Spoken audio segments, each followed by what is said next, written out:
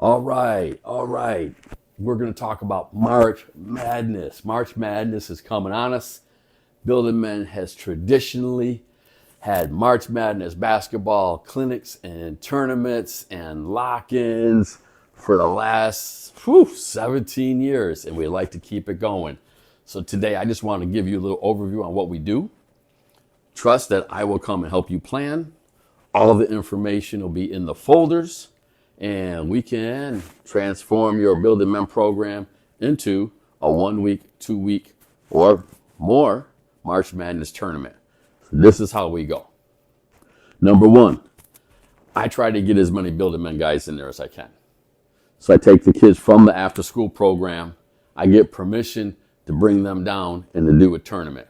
Hey, if you can get permission to get them the whole time from 2 on, that's great. We were able to do that at H.W. Smith. We had a little chance where they can all come together from the different programs. Now, the guys that weren't in after school, they had to get a permission slip signed by their parent, and they had to provide their own transportation. So you can bounce that idea off your administration. You know, we started 1 year with 14, ended up at the end of the week with 42. You know, because the word spread that we're playing ball, we're having fun, we're doing some Building Men. I'll give you a typical overview of what the March Madness looks like, and then we can go into some specifics on some of the fun stuff that we do. All right. So first we do skills and drills, right? This gives you a chance to assess the skill level, to create good teams. Also gives them a chance to work together, perform, and practice. So whether you do it by yourself or you have a guest coach come in, but I just run through the basics, right? Dribbling, passing, shooting, rebounding, boxing out, picks, just the real of the basics, right? We have some kids that don't ball all the time. We want to give them a little bit of experience. After the skills and drills, right? Try to do a little open gym, give them a chance to ball, give them a chance to group up with friends, you know, like competition, kids that they want to play with.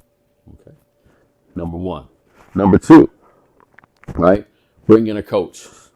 All right, bring in a varsity modified JV coach, bring in a basketball coach that comes in and runs a clinic that can give some kids just some more knowledge, a different face, different person that they can listen to, come in and talk not only about basketball, about character and academics.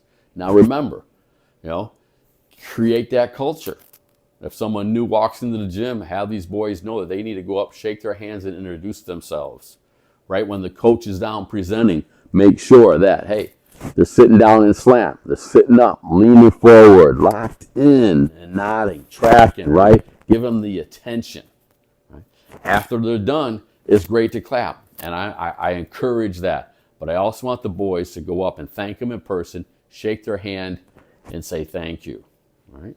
Now, after the coaches clinic, I usually let them have open gym if there's extra time. And so before any time I do open gym, I got to give them the guidelines. Okay, this is how we do it. Everybody has to be involved. You know, have to go over, this is how you take the ball back. This is how you check the ball. This is how you call your own fouls. If there's indecision, rock, paper, scissors. Don't assume that they know, right? Get them the procedures. You know, just like, hey, how do you get water? How do you change your clothes? What's the procedure for the bathroom? What's the procedure for entering the gym? What's the procedure for dismissal? Don't assume they know. They'll find safety in knowing where the boundaries lie. So please take advantage of that opportunity to give them the boundaries and the safety. After the open gym, make sure they know how to end. Okay? I do simple, right? Hey, if they shoot after the whistle's blowing, they owe me 25 push-ups. The next day, they owe me 26. The next day, they owe me 27. But I don't want any shooting happening after we blow the whistle. Get the balls on the rack, circle up. Every day, get that debrief in. Get that post-game conference in. Ask the questions about who showed manhood skills today, who showed character, who showed sportsmanship, right? How was the games today? Did you have fun? Make sure you do a loop around or a lap around the circle to check in before everybody leaves. Maybe a one word. How are they feeling today? Thumbs up, middle, thumbs down. How are they feeling after today? Make sure that if there's any kind of frustration or anger bubbling up, we squash it right at that time. But of course, we got the creed, and then let's go in gym. While they're doing the drills and skills, I'm assessing. And the guys I'm with, we're rating. All right, I want everybody to rate 5, best player, 4, 3, 2, 1. And so we can create teams. We want to create teams, and so they can go into scrimmage games. And so after a clinic, right, after some skills and drills, hey, they want to play. And so we get into a little round robin, 3-on-3, 4-on-4, 5-on-5, depending on how many kids you have. And we create teams that are kind of equal. Right? And so we have an 8th grader, a 7th grader, a 6th grader on a team. Or we have, however you want to do it. Create equal teams and then have a round robin. I usually play like 7-minute games, 5 to 7-minute games, right? Then have everybody sit down, tell who's going on what court next, 5 to 7-minute games, and do 3 rounds. After 3 rounds, I like to bring them all in and talk about the games and talk about any frustrations and talk about how things going. Give them a chance to kind of settle and process all of these feelings, right? Because our objective is teaching them how to compete in a healthy, safe way. Teach them how to win humbly and lose graciously. Teach them how to work together on a team. And teach them about how to honor each other. And so we want to give them that time to, okay, get a drink, process, get some of that anxiety out so we can move forward. Then we'll do another round. All right? After those 3 rounds, bring them back again. All right? Give them a chance to kind of rest and recuperate in between each one. Give them an opportunity to play different teams. Then, of course, at the end of the day, do the big debrief, right? If you have an opportunity and you want to do coins, I can give you some coins for your last day of your tournaments. And then, of course, the creed and let's go. Let's do mini chalk talks, all right? So every day there was a theme, all right? Integrity, significance, relationships, overcoming obstacles, humble winning, gracious losing. Pick themes that are appropriate for what your boys are working on and what your boys need to learn. And so I just give them like 10, 15 minutes right in the very front end, right? After we do some warm-ups and they get all ready, before I announce the teams, I take that opportunity, just a quick mini chalk talk. If you're looking at trying to do a lock-in, I'd encourage you to grab a guest speaker. I like to end the March Madness with a lock-in. You got to talk to your administration. You got to put in a building permit.